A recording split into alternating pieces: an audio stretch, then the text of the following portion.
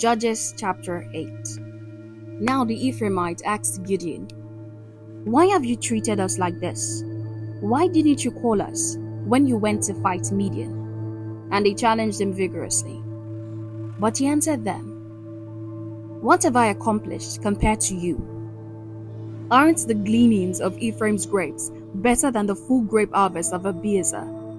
God gave Oreb and Zeb, the Midianite leaders, into your hands.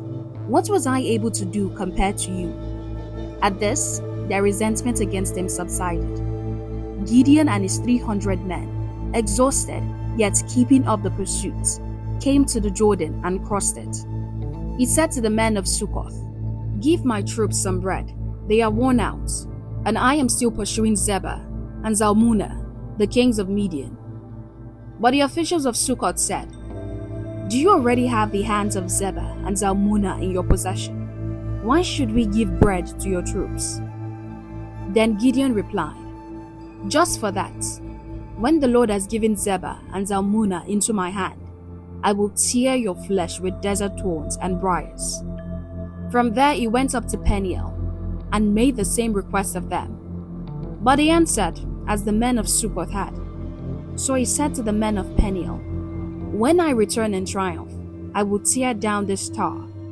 Now Zebah and Zalmunna were in Karkor, with a force of about 15,000 men. All that were left of the armies of the eastern peoples, 120,000 swordsmen had fallen. Gideon went up by the route of the nomads east of Nobah and Jogbehah and attacked the unsuspecting army. Zebah and Zalmunna, the two kings of Midian, fled, but he pursued them and captured them, routing their entire army. Gideon, son of Joash, then returned from the battle by the pass of Heres. He caught a young man of Succoth and questioned him, and the young man wrote down for him the names of the 77 officials of Succoth, the elders of the town. Then Gideon came and said to the men of Succoth, "Here are Zebah and Zalmunna, about whom you taunted me by saying, 'Do you already have the hands of Zebah and Zalmunna in your possession? Why should we give bread to your exhausted men?'" He took the elders of the town and taught the men of Succoth a lesson by punishing them with desert thorns and briars. He also put down the tower of Peniel and killed the men of the town. Then he asked Zebah and Zalmunna, "What kind of men did you kill at Tabor?" "Men like you," they answered, "each one with the bearing of a prince." Gideon replied, "Those were my brothers, the sons of my own mothers. As surely as the Lord lives, if you had spared their lives, I would not kill you." Turning to Jether, his oldest son, he said, "Kill them." But Jether did not draw his sword, because he was only a boy and was afraid. Zebah and Zalmunna said, "Come, do it yourself. As is the man, so is his strength." So Gideon stepped forward and killed them, and took the ornaments off their camels' necks. The Israelites said to Gideon, "Rule over us, you, your son, and your grandson, because you have saved us from the hand of Midian." But Gideon told them, "I will not rule over you, nor will my son rule over you. The Lord will rule over you." And he said, "I do have one request, that each of you give me an earring from your share of the plunder." It was the custom of the Ishmaelites to wear gold earrings. They answered, "We'll be glad to give them." So they spread out a garment, and each of them threw a ring from his plunder onto it. The weight of the gold rings they asked for came to 1,700 shekels, not counting the ornaments, the pendants, and the purple garments worn by the kings of Midian, or the chains that were on their camels' necks. Gideon made the gold into an ephod, which he placed in Ophrah, his town. All Israel prostituted themselves by worshipping it there, and it became a snare to Gideon and his family. Thus, Midian was subdued before the Israelites and did not raise its head again. During Gideon's lifetime, the land had peace 40 years. Jerubbaal, son of Joash, went back home to live. He had 70 sons of his own, for he had many wives. His concubine, who lived in Shechem, also bore him a son, whom he named Abimelech. Gideon, son of Joash, died at a good old age, and was buried in the tomb of his father, Joash, in Ophrah of the Abiezrites. No sooner had Gideon died than the Israelites again prostituted themselves to the Baals. They set up Baal-berith as their god, and did not remember the Lord their God, who had rescued them from the hands of all their enemies on every side. They also failed to show any loyalty to the family of Jerubbaal, that is, Gideon, in spite of all the good things he had done for them. Judges chapter 9. Abimelech, son of Jerubbaal, went to his mother's brothers in Shechem, and said to them, and to all his mother's clan, "Ask all the citizens of Shechem, which is better for you, to have all 70 of Jerubbaal's sons rule over you, or just one man? Remember, I am your flesh and blood." When the brothers repeated all this to the citizens of Shechem, they were inclined to follow Abimelech, for they said, "He is related to us." They gave him 70 shekels of silver from the temple of Baal-berith, and Abimelech used it to hire reckless scoundrels, who became his followers. He went to his father's home in Ophrah, and on one stone murdered his 70 brothers, the sons of Jerubbaal. But Jotham, the youngest son of Jerubbaal, escaped by hiding. Then all the citizens of Shechem and Beth Milo gathered beside the great tree at the pillar in Shechem to crown Abimelech king. When Jotham was told about this, he climbed up on the top of Mount Gezerim and shouted to them, "Listen to me, citizens of Shechem, so that God may listen to you." One day the trees went out to anoint a king for themselves. They said to the olive tree, "Be our king." But the olive tree answered, "Should I give up my oil, by which both gods and humans are honored, to hold sway over the trees?" Next, the tree said to the fig tree, "Come and be our king." But the fig tree replied, "Should I give up my fruit, so good and sweet, to hold sway over the trees?" Then the tree said to the vine, "Come and be our king." But the vine answered, "Should I give up my vine, which shares both gods and humans, to hold sway over the trees?" Finally, all the trees said to the thorn bush, "Come and be our king." The thorn bush said to the trees, "If you really want to anoint me king over you, come and take refuge in my shade. But if not, then let fire come out of the thorn bush and consume the cedars of Lebanon." Have you acted honorably and in good faith by making Abimelech king? Have you been fair to the Jerubbaal and his family? Have you treated him as he deserves? Remember that my father fought for you and risked his life to rescue you from the hand of Midian. But today, you have revolted against my father's family.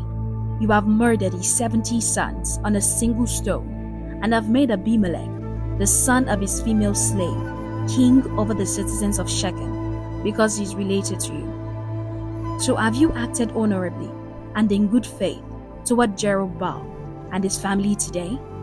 If you have, may Abimelech be your joy, and may you be his too. But if you have not, let fire come out from Abimelech and consume you, the citizens of Shechem and Beth Milo, and let fire come out from you, the citizens of Shechem and Beth Milo, and consume Abimelech. Then Jotham fled, escaping to Beer, and he lived there because he was afraid of his brother Abimelech.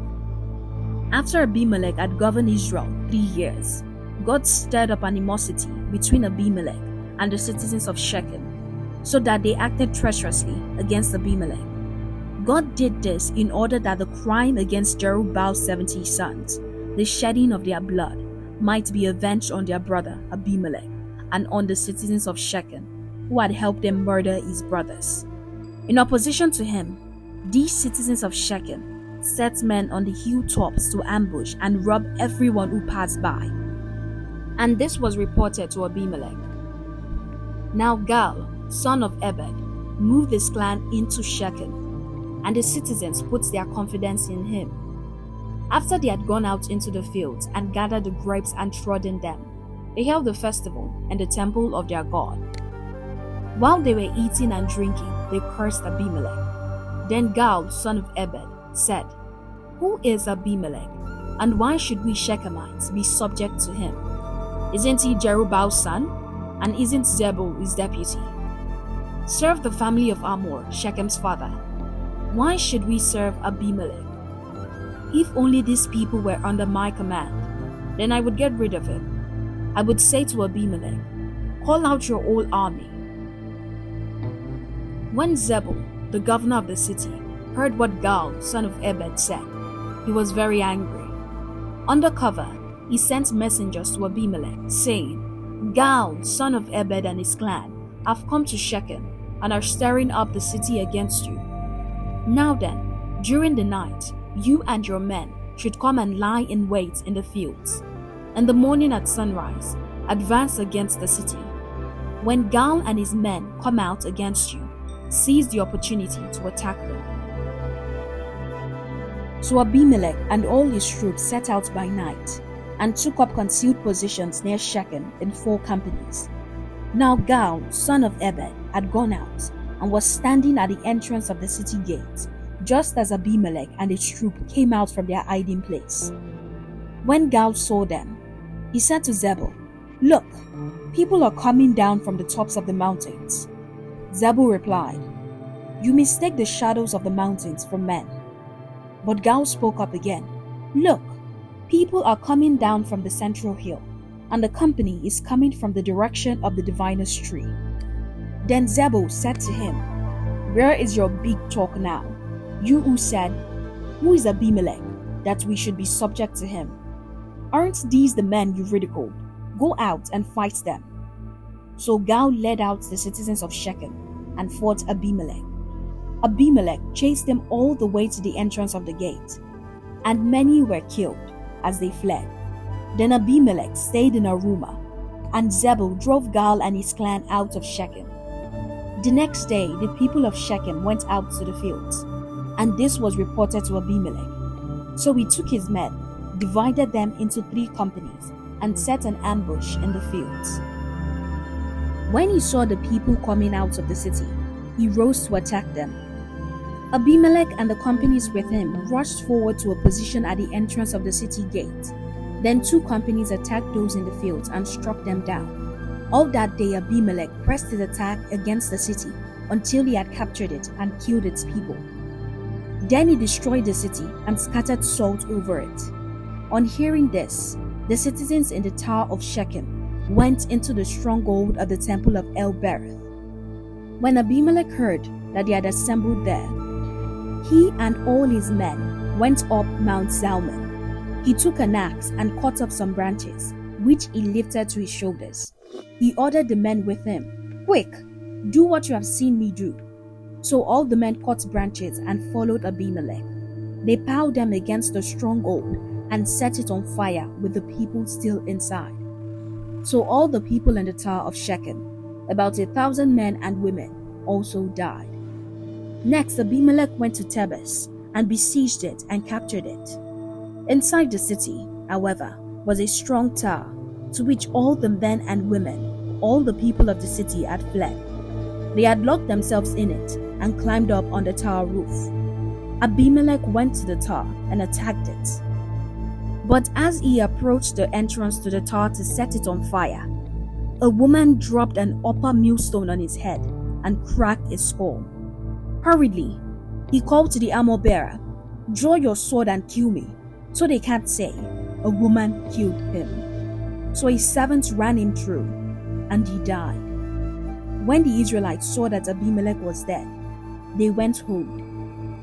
Thus, God repaid the wickedness that Abimelech had done to his father by murdering his 70 sons. God also made the people of Shechem pay for all their wickedness. The curse of Jotham, son of Jerubbaal, came on them. This is the soothing word of God. If you enjoyed today's reading, please like, subscribe, comment what you think, and share with your friends. I would like to see you tomorrow. The Bible continues tomorrow. Same time, same venue.